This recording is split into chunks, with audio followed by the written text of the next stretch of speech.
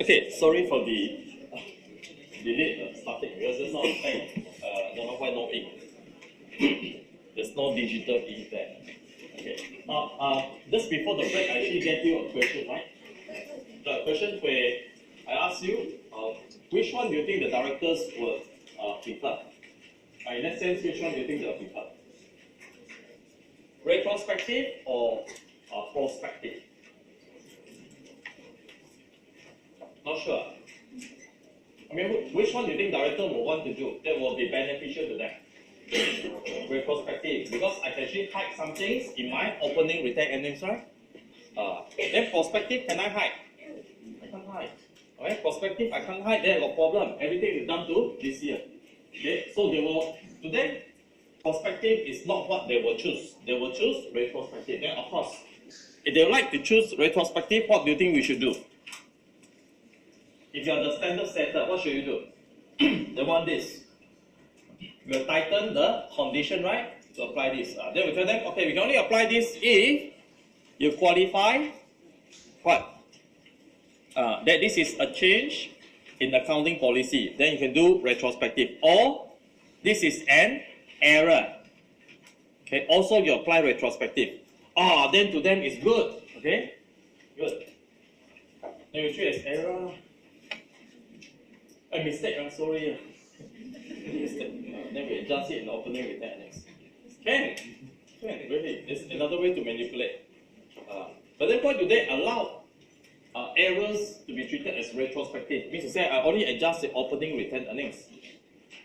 But at some point, a few years earlier, maybe you forgotten to treat one extra zero. Maybe sales should be 10 million, then you put 1 million on it. Right? One mistake there. Then, by right, if you detect the mistake now, then you have to go back to that year, adjust it, right? See, the mistake that you do, usually, maybe it's really mathematical mistake, or usually it's unintentional. Okay, to us, it's like anything that you unintentional create. Like for example, sales should be 10 million, you put as 1 million. So in that year, you suffer already. Right? Then if I allow you prospective, there'll be another problem. Then come to this year, I realize I made a mistake. The day I realize I treat this year. Then your extra 9 million shares will appear in this year's profit. Even worse, right? That's why I say, things like, for example, errors. Errors will contain mathematical mistakes, right? Maybe some calculation error, right? Intentional or unintentional. Fraud also considered error. Fraud, someone take out money. So if the person took out the money, maybe not this year, last year. Then you discover only this year. Where will you treat? Do I charge it in this year's profit or loss? No. Because the fraud happened last year, right? It must follow when it happened, not the date that you discover. Okay? Otherwise, what will happen? Right? 3 years ago, the fraud happened. Then, after 3 years, the following year, you discover already, hey, we treat this year cannot, because our profit is bad. We wait lah. Pretend we didn't see the fraud. We drag another few more years until the year that we find, our profit is good, too good. Let's reduce it a bit. Then got a fraud discovered last 5 years ago. Then we done the fraud here. You see, you can manipulate. They don't want that.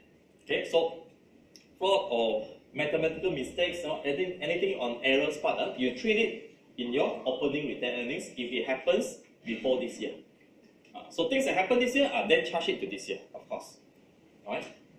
So we all know that everybody wants retrospective because you can hide some things from the opening retained earnings. That's why they make the criteria stringent for you to apply retrospective, that you must qualify change in accounting policy. So what is change in accounting policy? This is a part where I won't go through the mind map here because I find that my mind map is a bit confusing. Okay, not confusing, too many things inside. Gosh, I thought it would be okay already. This one needs to be impaired. Yeah, I have to impair, okay? What to do? I have to account for impairment. Change. Now okay. See, I must mention something bad. change in accounting policy. So what constitutes a change in accounting policy? Right? First thing is, before we look at what constitutes a change, right? This change can only be initiated, right, by three things. Okay, what are the three things? Number one. Okay, first one is there's a change in accounting standards. Okay, it could be standards, it could be a company's act, etc., etc. Okay, so let's say, like for example, we have IAS38 leases been implemented. Okay, I think coming this year, right? This year is the first year. Is it this year? This year or next year? Next year, right? In Malaysia? A big major issue, right? Because a lot of treatment in the past uses what? Operating lease. So operating lease, you don't capitalize the asset. Okay, now, regardless of whether it's operating lease or finance lease, you must capitalize the asset. So I have to treat as if, right, all along, I've been using this treatment. Can you see the idea now? Then I will go back and look at all my leases, lease agreements. Right, I probably have leased a particular building for maybe 50 years. Oh, troublesome. Then I check where is the lease agreement, which already turned yellow. Right, then I check from there, I do a calculation. Right, how much is the asset that I capitalized 50 years ago? From there, then only depreciate until now. Right, a lot of trouble, right? So I must check everything, you know. And I adopt IAS38. Okay? So that there will not be any differential. It means that I don't only start from now. I must go back to the earlier. Then from there, our financial user will know, oh yeah, if this person has treated this as IAS16 all along, the account will look like this. Like what I showed you. Okay, just now. So that is retrospective. And this is allowable. Why? Because of one condition. The standard was new standard. Applies to every one of us. Then everyone must apply, right? So everybody will have a more comparable financial standard. Okay? But even then, it will affect a lot of industry. Like for example, retail industry, because of the leases part, it impacts the retail industry. Retail industry in that year is certainly will have a huge liability there. Right? Why? Because last time we never capitalized operating lease. Now we capitalize it also. Capitalize asset, then we must accrue for lease liability. So your gearing will increase. Right? But it doesn't matter if everybody else is doing the same thing. So if investor look at it, oh, you suffer. Then they will look at check your competitor. Competitor also the same. So there should not be any difference. Okay? So number one is change in accounting standards. Number two, okay? Number two will be to look at, see, sometimes when the parent bought over a subsidy, okay, to make things easier, right? Easier for consolidation, they might tell the subsidy to follow the treatment of the parent. Or it could be the other way around. Okay? To be uniform with group policies. Okay? But usually this is not put up as one of the scope. Okay? But it is allowable. Means, let's say my subsidiary have been applying cost model all along. Okay, cost model all along. Then parent always use revaluation model. It's okay, you must follow parent. Okay. Then they switch to revaluation model. Then you can opt for uniform with the group policies. Then of course remember, this subsidiary, when they switch to revaluation model, it's not only this year. Means they must go back to the first day they bought the PPE and account for revaluation model as then until now. Right? Problem is, do you know the fair value? Right? Because every year you must revalue the fair value. So there is this problem there, knowing the fair value 50 years ago, every year. So you cannot, then they go to which particular year where the cost, right, of getting the information, right, is lower than the benefit that you derive. Okay, so for some companies, it might cut it shorter, 5 years only. I only know the data for last 5 years, or data for last 10 years. 50 years is too long, I don't know. Then I start from last 10 years. that is also allowable. Okay, and now third one. Okay,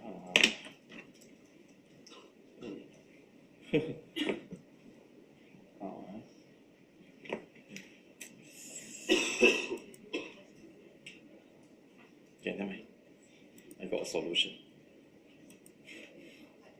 No choice. I can type, Even I go to solution better.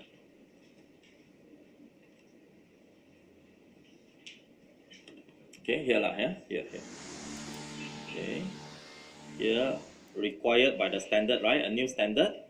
Okay, results in. You gotta copy this, It results in. Oh, you're too long this one. Okay, financial statement providing a reliable and relevant information. Okay, I like that. Okay, I think it should be back already.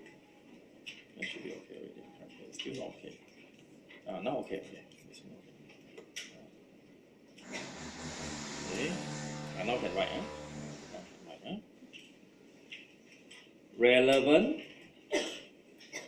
and reliable information. Okay. Now this is more of a voluntary. Means, I give you one example. When does it fall under this category? More relevant and reliable information. Right? Example that came out many years back. Let's say I'm a person who sells carpets. Okay? Is carpet really a good market? No. Carpet is a good market in the 90s. In 90s, yes. Now, not really. Right? Because now we got so much competition. Because those days, there's nothing for the floor. It's either cement or carpet. And it was like a fashionable thing that your office has carpet. People, wow, carpet. It's like you are another class above. Now it's like every office will have one, right? And in fact, now people don't like carpet. Because, especially when raining or what, it's a bit smelly. Okay, not easy to maintain. Okay, but those days, a lot of companies, offices will have carpets. So I deliver carpets. I sell carpet. Now carpets comes in two things, two parts. Right? First is I will show you. Okay, pick the carpets you want. Okay, and they say, okay, I like this one. Okay, then how much is the cost? Then I give you per square feet. Okay, this is the cost. Okay, done everything. Then I ask you for payment. After you pay, the next thing I will ask is, I need it for my office, and I don't know how big is my office. Right? Can you get someone to install it? Correct? Installation of carpets. You say, oh, no problem. We sell and we install. Okay? So let's say originally, okay, start with this. Make it easy. I got staff. I hire people to actually install. Means installation done by me. Okay? Sale of carpets also done by me. Everything done by me. Alright? One leg kill all. Right? So everything done by me. So you will sign installation plus the carpet sales. Okay, so how do I recognize revenue? The minute you pay, okay, collected the money, right? So okay, let's say the amount collected is, let's say, 10,000. I will know roughly 2,000 is for the installation, 8,000 is for the carpet. Okay, so how will I recognize the revenue of installation and carpet? Minute I receive the 10,000? No, until I send my guys there, right? Then my guys will be there, deliver the carpet. So first day deliver, they don't straight away install. They wait the next day only install. Right? So do I recognize the revenue of the carpet on the first day? Then installation subsequently. After they done the installation. What do you think? Carpet sales day 1, installation maybe they take 2 days to install. So day 3 installation. Means total I still recognize 10,000, but my timing is different. Okay, so by right it should be like this, right? But then in your understanding is no, right? First day deliver, you don't recognize anything. Then you recognize the sale of carpet and the installation, all in third day. Notice that's what I've been doing. So all along I deliver, I don't recognize. Install, then I recognize. So I continue to recognize. Now, is that wrong? Because in my understanding is, I can only earn revenue after I completed everything, right? Can you imagine, I deliver carpet, then my guys don't go and install. Then after that, I say, oh, okay, my guys don't install. Then I recognize straight away a carpet sales of 8,000. Do you think the person will accept? No, because when the person signs a contract with me, what does he want from me? Installation also. I cannot just deliver half only, right? So that's why my original recognition of the sales will be deliver plus installation. 3 days. Third day, I recognize revenue. Then I realized that, this is not right, because everyone else, the practice in the industry is, everybody deliver carpet already recognize revenue. I'm the one at the loss. I said, okay, I want to make it more relevant and reliable information, right? So I follow them. So I change. Okay, deliver, straight away recognize. Installation, 2 days later, recognize. After you're done with installation. Isn't that a change in my revenue recognition? Yes, sir. Then does it qualify for change in accounting policy? Does it qualify? Yes. Why qualify? Because IAS 15 tells you, you only recognize your revenue can be split into multiple goods and services. So I'm actually in line with IAS 15. Then what I'm doing is actually correct. A more relevant and reliable information. Okay? Then I can call this is change in accounting policy. So this is where the trouble is. I asked my boss, when did we start business? Oh, boss will say, oh, I'm the 3rd generation. Grandfather to the father, then to me. I said, oh gosh, means I have to check all the records. Then you do retrospective. You can't finish doing. Okay, so of course we go to the earliest possible. Okay, means I will reflect in my opening retained earnings how I will recognize earlier. Can, do you get the picture? Can, then until now. Okay, good. So this 3. Any one of the 3 means you can qualify this as a change in accounting policy. You can fall under here. Of course, it doesn't straight away say, oh, qualify any, straight away change. No. Let's see what is the situation that we have now.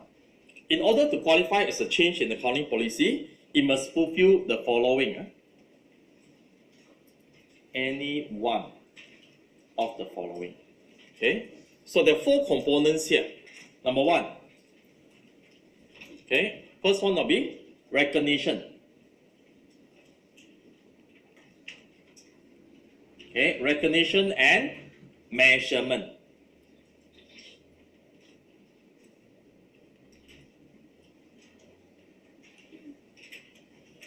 It must be a change in recognition or a change in measurement.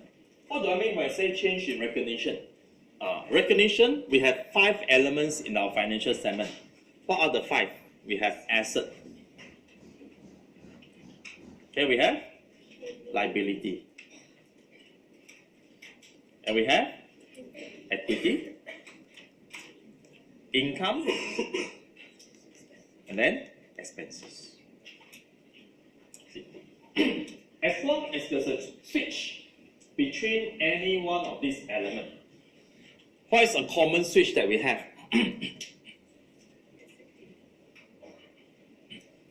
Asset and expenses. Give you one example. Development expenditure. What do you do? It's either you expense or you capitalize. Fair enough? So it affected my recognition.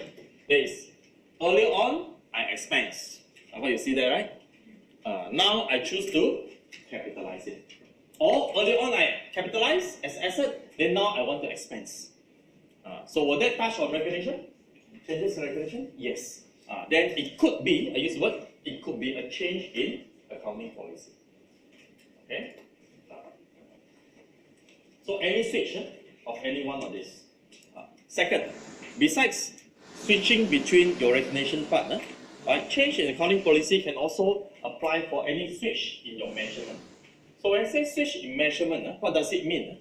It means to say, originally, I could carry this asset or this liability based on this measurement model. What model do we have? Cost model. okay, or amortized cost for liability. Then fair value.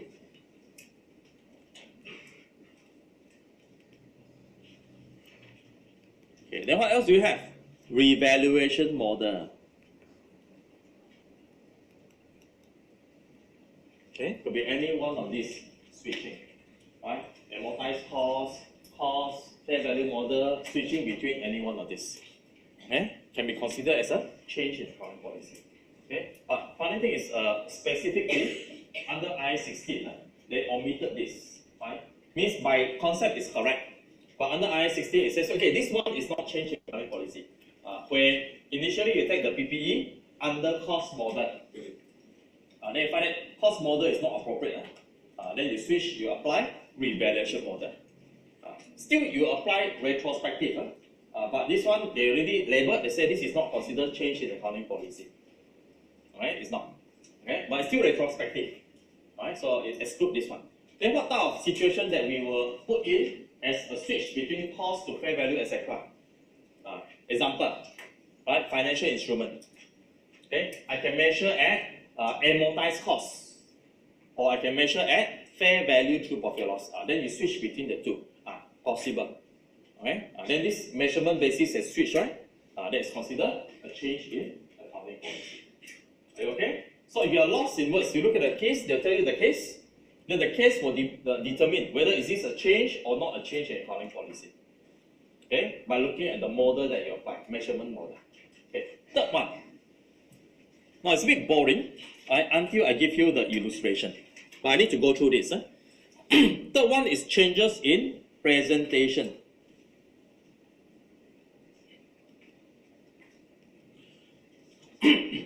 So talk about presentation, I'm referring to what? The name of the item. Okay, example. Last time we call it PPE. Now we call it investment property. That is considered a change in accounting policy. Or last time you treat this item under cost of sales. Right? You charge as cost of sales. Now you charge as operating expenses. Can you see? Change. The name change, right?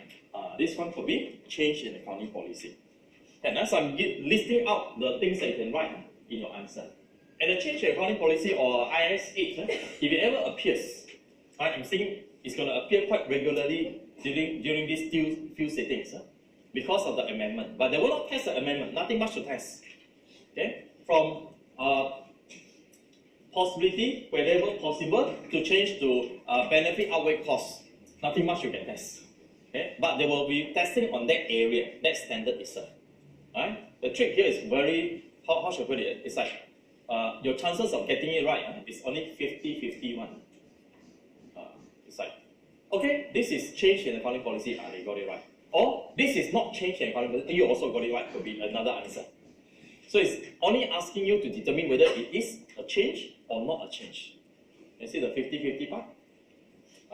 So, besides presentation, what else will constitute a change in accounting policy? Something that you understand. Fourth one, changes in your disclosure.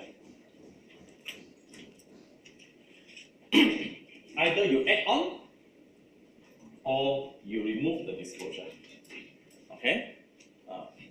During my time, it was 20 years ago, there's this standard called IAS34, but that was international. So Malaysia, you have another MSB something. I've forgotten what is the MSB already. Okay? It was still on the related party transaction. But the international one will determine, okay, who are related party, right? Then they tell you who are the key management personnel, which I haven't covered yet, but just to roughly give you an idea. So key management personnel are, like for example, your CEO, CFO, COO, etc. Right? Now, they will mention who they are, okay? And also they have to disclose one thing, what is their salary, right? But under the international, they are much more not too transparent. Means they'll put between 1 million to 10 million, one key management personnel. So you roughly can guess who, right?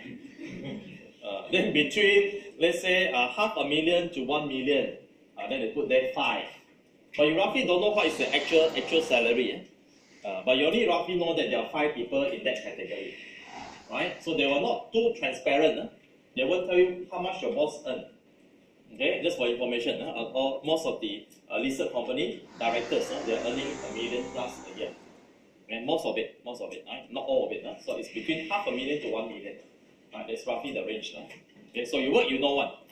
Right? Then I think the highest one is close to about 10 million. But now I think no already. Okay? Last time they did an analysis, which is very daring in Malaysia. Right? All the listed company in Malaysia. There was one article. I think it's not in the Edge. It was in another magazine. Who are the top earners? Top CEO earn how much? I think the highest was about 10 million. Right? 10 million or something like that. A year, 10 million. Then you know, every month 1 million. Wow, that's a lot of money, right? So a lot. I think Genting was one of them. But with the performance now, I don't think so, right? I think maybe it's only they look at the performance, $1. $1. One time, Google's CEO, the founder, earned only $1. One whole year, they paid him $1 because it was at the initial part, no salary. Okay. Can you imagine $1? Who wants to work for $1? But they carry on. Alright. Now, back to the disclosure part. Then in Malaysia, the rule was a bit different because you want to be more stringent. Not too smart, I would say. I don't know who is the one who did the proposal on that. You know why I say so? So the disclosure is very strict. Means you must mention the person's name, where the person stay, exactly how much the person earn. Exactly. Then after that, after they did that, there are a few cases of kidnap. So easy. I just pick up the financial statement. Okay, how much you make? Multiply 10. I'll ask that much for ransom. You get me? So direct. Then I even know where the person stays. Address is there. Just wait at the place. The person come back. Night time. Okay, come out. Oh, that's it. That's the person. Then you can see the face. You won't kidnap the wrong person. It was quite a critical issue at that time. Then after that, I think MSB realized that. Then they pull out. We follow lesser disclosure. So now they are in line with international. Things scary sometimes, right? Don't tell people so much how much this person earning. They even know how to calculate the ransom. Timestamp right? Timestamp will do. The PE ratio. Next time the PE ratio. Okay, that's the value of this person. I'll collect this much as ransom. This is a real case. A real case. A few kidnaps almost happened.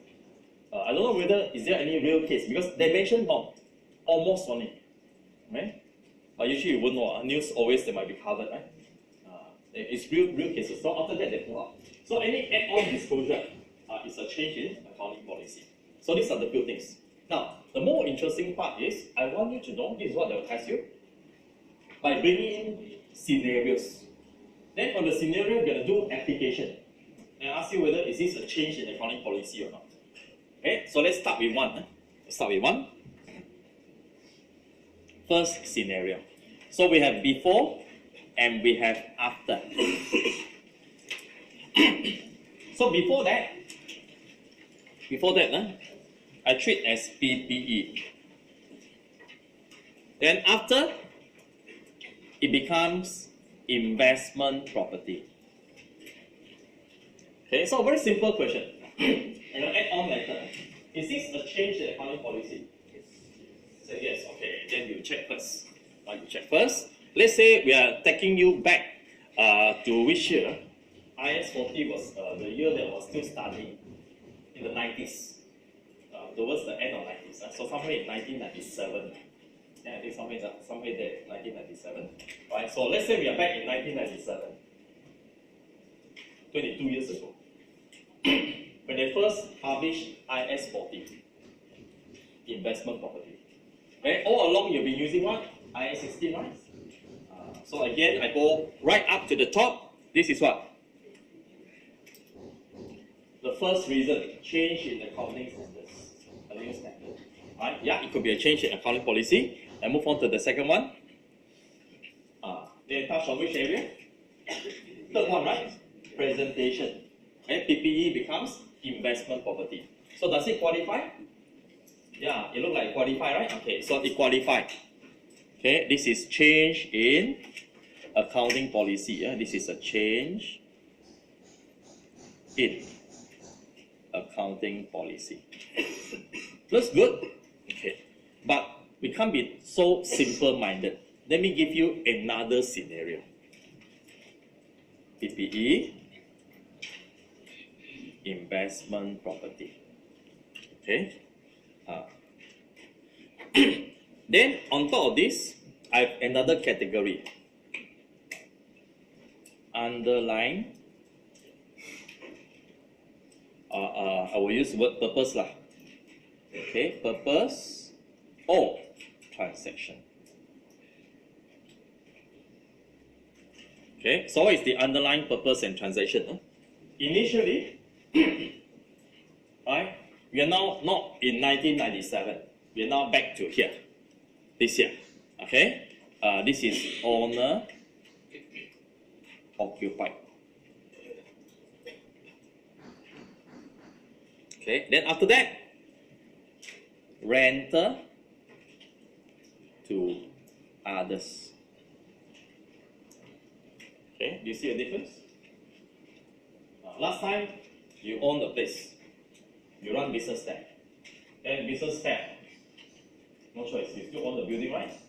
Then you rent out to others. Okay, is this considered a change in the accounting policy or not? No, why not? Think of it this way. This is 2017. This is 2019, sorry, 2018. Last year. So backdated 1 year. If I treat this as a change in accounting policy, what will I do?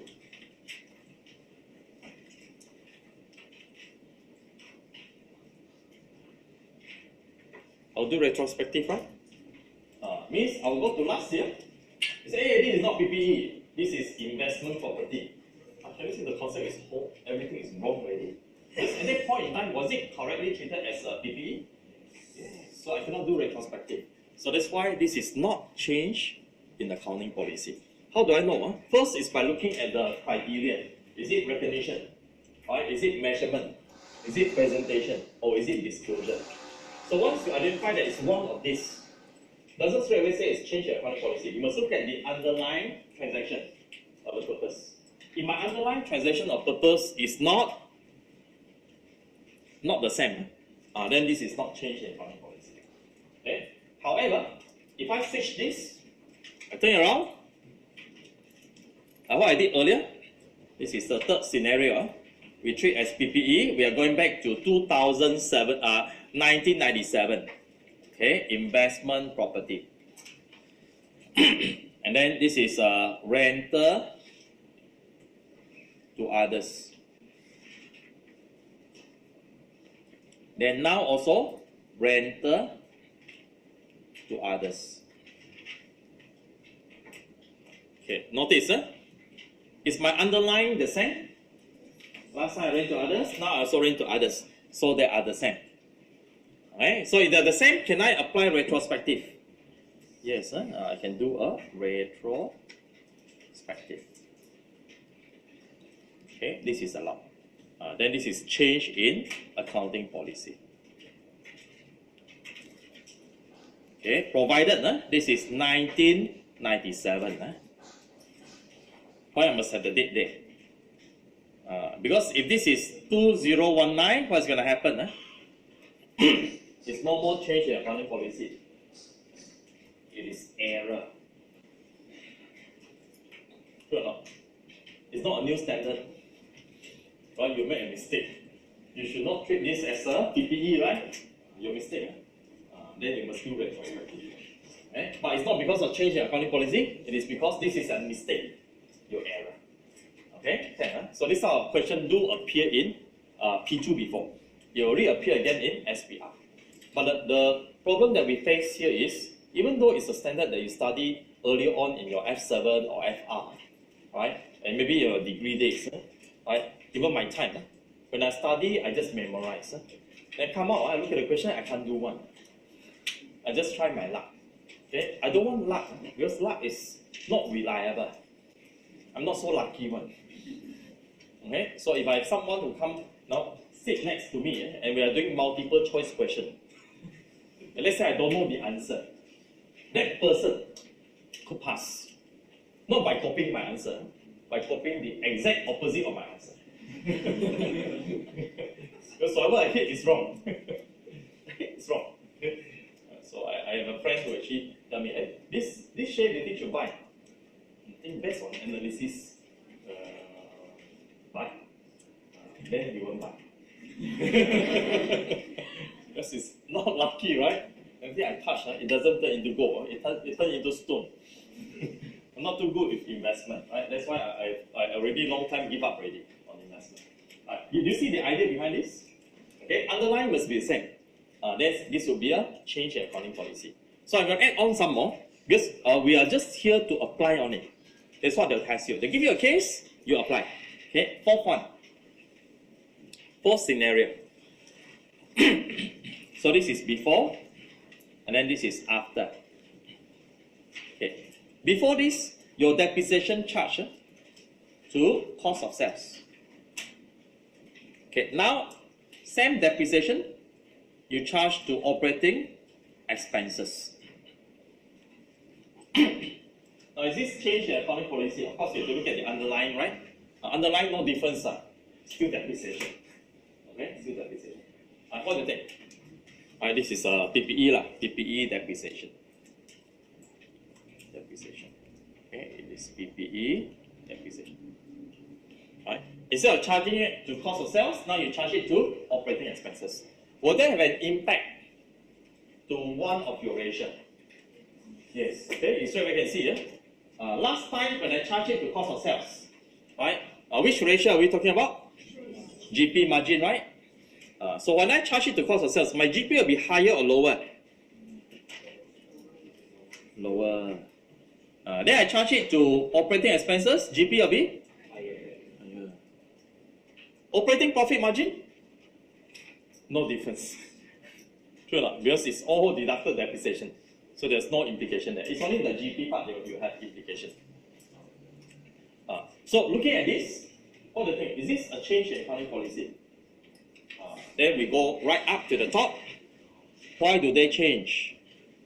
Okay, why do they change? So it's not about standard. Standard don't mention when you charge your depreciation. So most likely they will change because of to reflect a more relevant and reliable information. It could be could be that your depreciation is on a factory. Okay, or not factory, maybe a retail outlet. Okay, of course, retail outlet should be under operating expenses, right? Not cost of sales. Okay, then now I'm switching to give me a better presentation, not to a better comparison, right, of my actual usage of that particular building. Okay, what do you think? So it's relevant and reliable information. Then I look at the next part. Where does it touch on? Presentation. So presentation will be here. Is this change in accounting policy? Yes. This is change in accounting policy. Right? So I can do a retrospective. Retrospective. Okay, fifth one. Okay, fifth one, depreciation. Depreciation. Initially, this is straight line. Then it becomes reducing balance. Okay, so underline still the same, both situation. So is this change in accounting policy? Okay, so a lot of you will go up and say, okay, straight line, okay, like that. Reducing balance more in the first year, right? Then a lot of you will be quoting this. You will quote this. How will you quote? Then you'll be quoting, oh, it's because it's a change in measurement. Okay? Wrong. Okay? Why wrong? See, when I say changes in measurement, the cost, fair value, and revaluation are all tied up to either asset or liability or equity measurement. So you talk about asset measurement.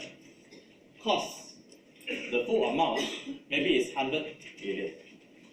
Revaluation model, 150 million. Can you see that? So the entire amount changed. That is considered change in measurement. But when I talk about depreciation, what do you think? It's still cost model, right? Just the pattern of how you depreciate only, right? So the entire asset value didn't change. Still the same value, but the timing of depreciation changed on it. So this is not change in accounting policy. Right? Then this is becoming what? Changes in estimates. Alright? So a change in accounting policy will affect changes in the value of asset, liability, or equity. Got it now? Okay, good. Okay, some more. Some more. 6. What else I have? I couldn't recall a lot of things in my head. Financial instrument.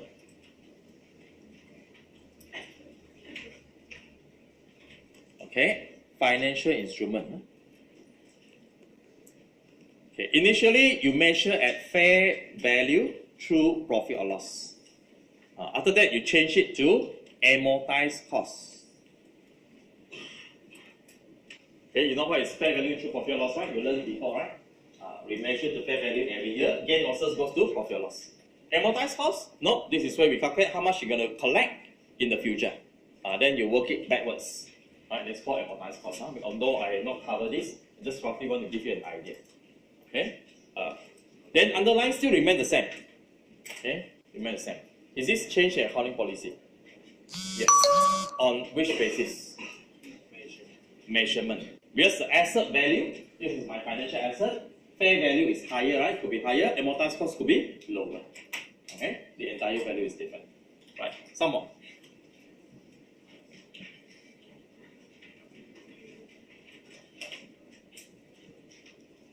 Development expenditure. Okay? Expense. Then development expenditure,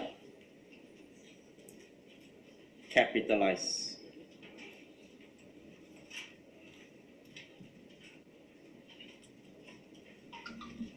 Okay? Alright? Is this change in accounting policy?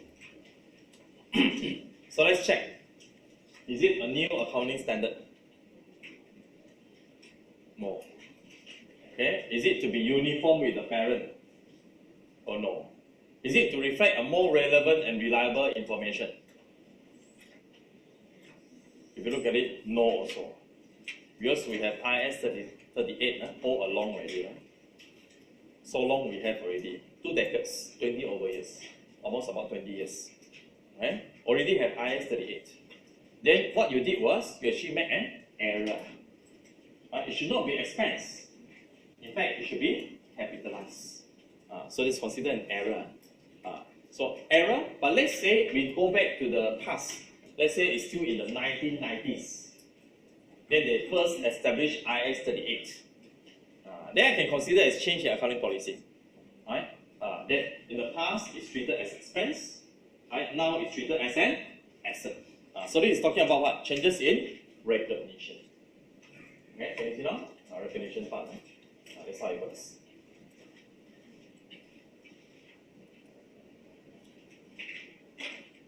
Did I show you all this? Right? What is change in recognition? Okay, what is change in measurement? Right? And what is change in your presentation? Right? Disclosure can omit one. Seldom you say, oh, more things to disclose more. Okay. So you're opting for any one of these. What is your first thought that you have? Let me go back to my illustration earlier. This is my earlier illustration. So I'm talking about retrospective application. Now I'm in year 3. So I have year 1 and I have year 2 also, right? So now you're in year 3. What you adjust is, you only adjust whatever treatment that you need to do for year 3, which is your amortization, right? 20 million in this year. Alright? Then the corresponding earlier, we got 40 million, right? That one you adjust in where? In your opening retained earnings. Okay. Is it fair for financial user to only see this year?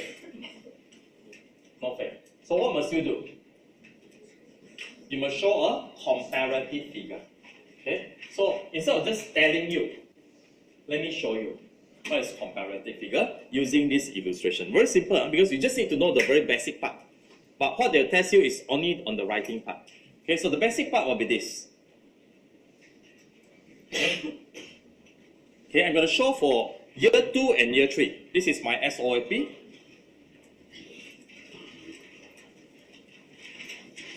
Okay, this is year 2 and this is year 3. Year 2 is known as my comparative. Okay, comparative figure. So I must show 1 year comparative at least. Then under year 3, I know my intangible asset. ITA capitalized will be 100. Year 3, I will have my accumulated amortization. How much will that be? Then we look back to the presentation earlier, which is here. Okay. Oops. I wanted to. Okay, never mind. I rewrite again. So you all carry on. Don't erase anything. I just want to open up another new page. I don't know why I continue the page. Because I just want to show you. Okay, this one I can flip. Okay, let me open the new page. New page. Where are you? Here. Oh no, new page should be. Okay, yeah. This is SOP. Okay, 2 years. Year 2, then year 3. This is my comparative. Here. So I have my intangible asset. I will have my accumulated amortization. So it's 100. Then my year 3's carrying amount will be what? Amortization of 60. Accumulated amortization 60. So minus 60. I get a 40. Okay, then down here, I need to reflect 2 things. I'll share capital, I'll have retained earnings. Now this retained earnings is actually my opening retained earnings. That's why it's a brought forward figure. Then whatever I charge to my profit or loss, it will appear in my SOPL. There, right? Okay. So what is in your SOPL? This year's amortization, 20.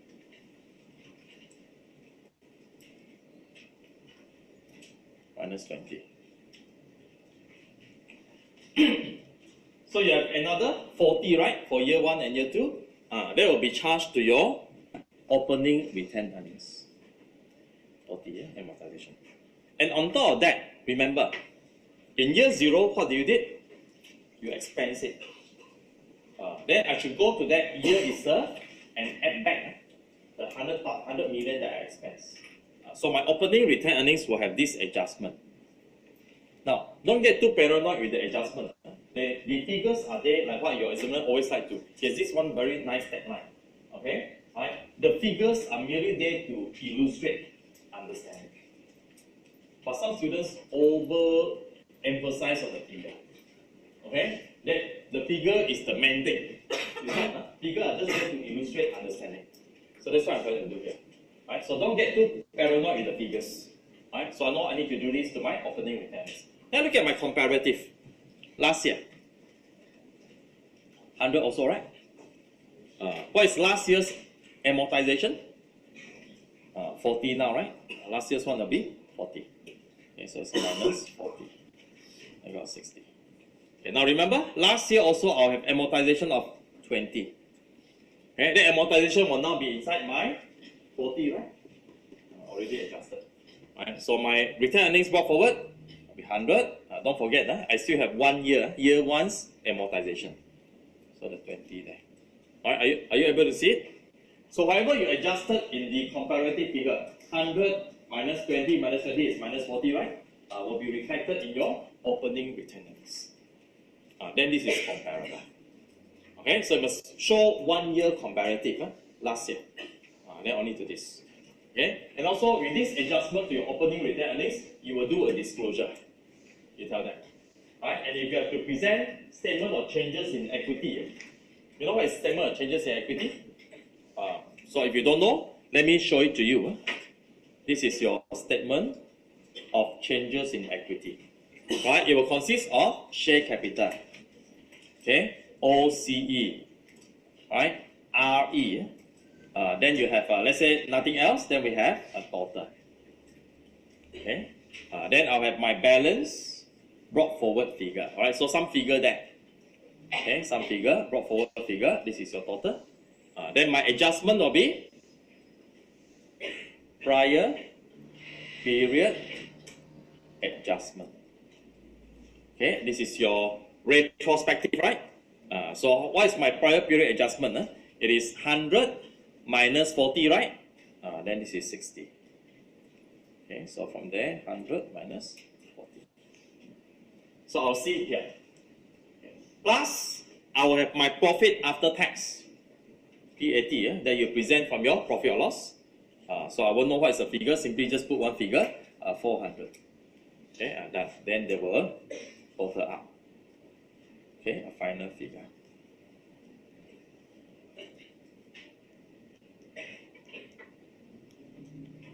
So this is called statement of changes in equity. I will see the prior period adjustment there. Right? So the financial user can see it. They roughly will know. So they'll be showing one here. They also show another comparative for last year. So it can be seen. Right? By the way, you only need to know how to present. They will not ask you the calculation part. So we know what is change in accounting policy. Right? How do I treat changes in accounting policy? I have to show 1 year comparative. Any adjustment in the prior period goes away, opening retained earnings. Okay, then the next part is my changes in estimates. This is more straightforward. So I say change in estimates, right? There will be prospective changes in estimates. Okay, means I will not reflect in my opening retained earnings. I will start everything fresh from this year onwards in my future years. That's change in estimates. Changes in accounting policy, retrospective.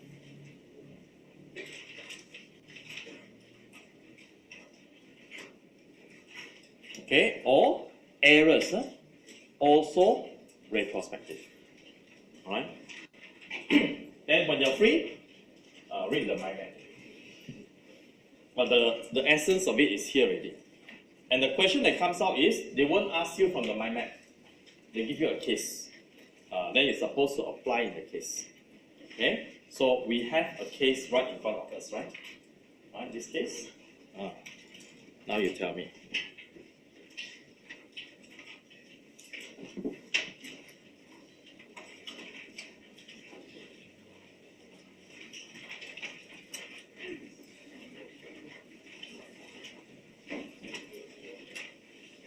This case. This write-off was to be treated as a change in accounting estimate. Okay, so this is correct. Is the treatment correct or not? Let's say it qualifies as change in accounting estimates. Will the treatment be correct? Means my last year I capitalized, I don't go and adjust in my opening retained earnings, right? They adjust it in where? In this year. So if the treatment is correct, right, this is correct, it is considered as change in accounting policy, changes in accounting estimates. Right, so your agreement will be, you're going to bring in IAS38. You tell them, right, what do you think is this situation? First year, capitalized. Second year, written off to 0. Okay, is it change in accounting policy? Or is it change in accounting estimates? Or is it error?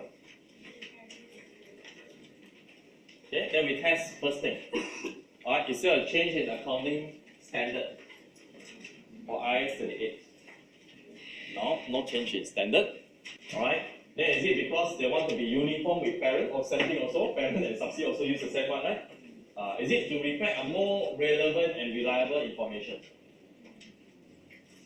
No, because if we follow strictly IAS38, we cannot expense. We can't expense. Right? We must capitalize all along. Okay, so it's not change in accounting policy. Then is this estimates or not? Accounting estimates. But it's not. Why it's not estimates? Because this is a mistake. Right? They should capitalize where they should not expense it. They should not write off to zero. Right? That is if I assume it qualifies as IAS38. Okay? Then I tell them it's not change in accounting policy, it's not changes in estimates, this is error. What should I do with error? Retrospective. Then the treatment is that it should not be capitalized, but it should be expensed. Then I should go to the first year. Right, first year when I incur, right, the first initial I already expense. Right, prior years. Then this year, second year, you capitalize some more that you pay, right? The stages that you pay should also be expense. Okay? So throughout means I must adjust in my earlier part, retrospective application. Okay, so that's my first condition. Because remember, what did the question ask you? The question gives you two scenarios. Alright? If the recognition criteria were met, how do you treat? If the recognition criteria were not met, how should you treat? Okay, can so that's why I will answer the last part of this question. First condition, met. What should I do? Don't meet. What should I do? Okay? Right, so let's go straight to treatment. So continue from there.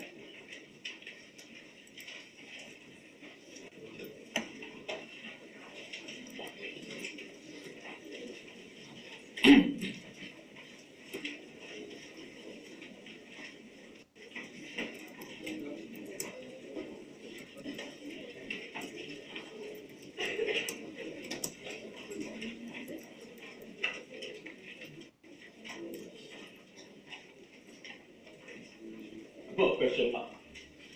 Changes in estimates? This is not, oh, okay. Question mark means to say, not that I'm saying this is changes in estimates. So that it doesn't immediately think it's, that my treatment is treated as changes in estimates. Okay? Now, considering that the ITA met asset recognition criteria.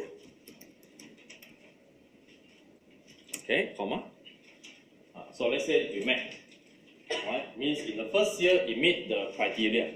What should I do? Right, is this change in accounting policy? Then the next following year we charge it out? No, if this one is met in the first year, right? Second year you cannot impay, right? So it's nothing to do with changes in accounting as policy, nothing to do with changes in estimates. Okay, so nothing to do with error. So if this is condition is met, IAS 8 does not apply. Okay, as the transaction is neither change in accounting policy, comma, estimates, no errors. As it has been capitalized correctly in 20x7. Full stop. Alright?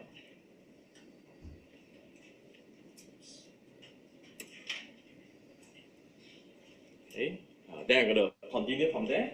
In 20x8, right?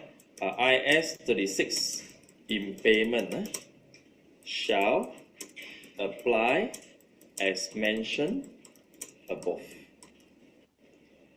and the costs may still be capitalized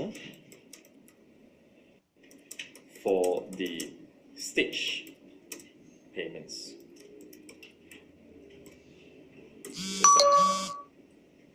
So talk about meeting the requirement. Okay, so capitalize first year. Second year, incur some more cost, also capitalize it and not written off. Okay. Second scenario. So you're going to do a switch. This is where you demonstrate your ability to discuss. How do you discuss? Discuss